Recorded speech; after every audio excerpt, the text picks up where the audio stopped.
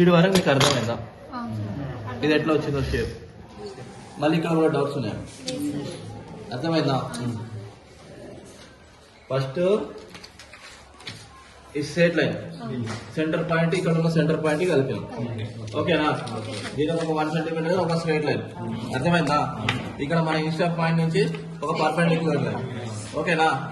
ఇక్కడ వచ్చేసి ఇక్కడ ఒక స్టార్ లాంటివి చేసిన, స్టార్ ముగ్గులు వేస్తారు ఇట్లా ముగ్గులు మీరు అట్లా స్టార్ షేప్ మొత్తం చేసిన. ఇక్కడ వచ్చేసి లెంత్ ఎంత ఇచ్చిన 2 సెంటీమీటర్స్, ఇక్కడ 2.5 ఇచ్చిన. దీని నుంచి దీన్ని కలిపిన, దీని నుంచి దీన్ని కలిపిన, ఇక్కడ కర్వ్ వేసుకున్నా ఇక్కడ కర్వ్ వేసుకున్నా, ఈ డిస్టెన్స్ వచ్చేసి 4 mm ఇచ్చిన.